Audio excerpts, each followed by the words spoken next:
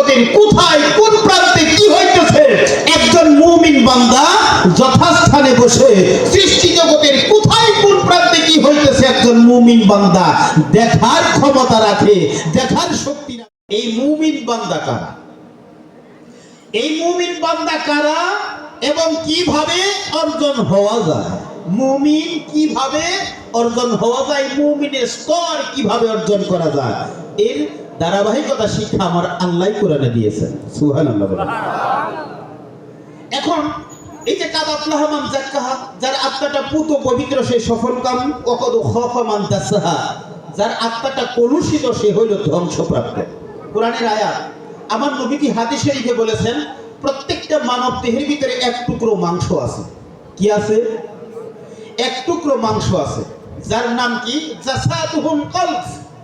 আমার নবীজি বলছেন ওই মাংসের টুকরোর নাম হলো কলব।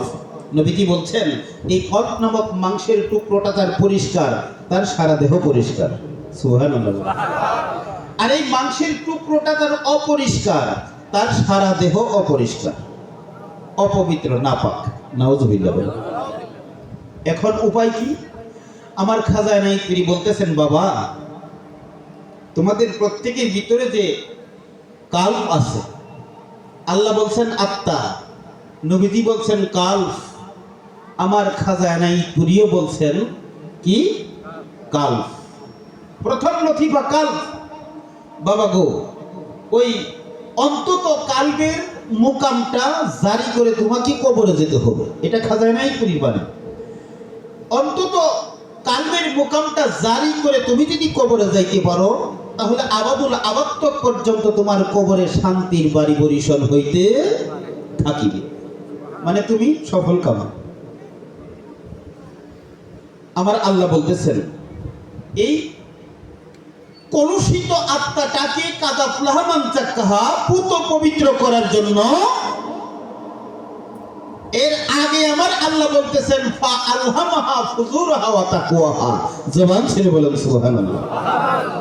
আমার আল্লাহ বলতেছেন এই যে ছয়টা লতিফার ভিতরে নফস হইল মানুষের প্রধানতম শত্রু।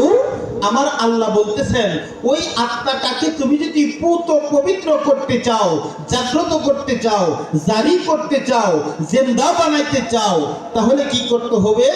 ফা আলহামাহা ফুজুরাহা ওয়া তাকওয়াহা, তোমাকে ওই নফসের সাথে জিহাদ করতে হবে। নফসের সাথে জিহাদ করে নফসের রাস্তাটাকে ব্লক বন্ধ করে দিতে হবে। বন্ধ করে দিয়ে তোমাকে রূহের রাস্তা জারি করে কালবের মুকামটা খুলতে হবে। জবান ছেড়ে বলেন সুবহানাল্লাহ। এক কথায় মুমিন বান্দা কারা?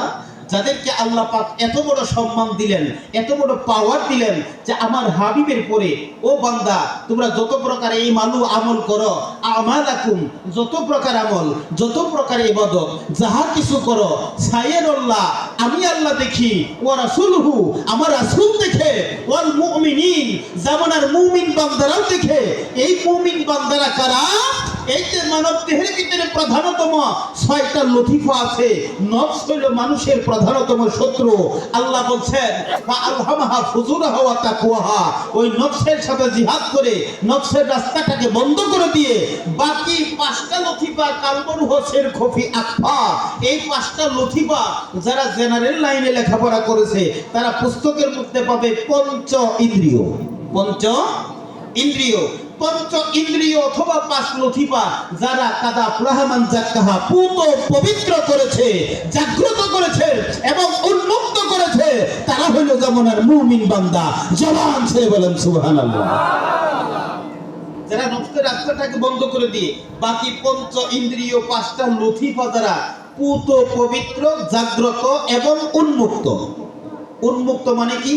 আমার নবীজি হাদিস শরীফে বলেছেন ইন্নাল্লাহা রাফালিয়াদ দুনিয়া, রাফালিয়াদ দুনিয়া, ওই মুমিন বান্দার সামনে এই দুনিয়ার জগৎটা রফালিয়া মানে উন্মুক্ত, প্রকাশ, খোলা।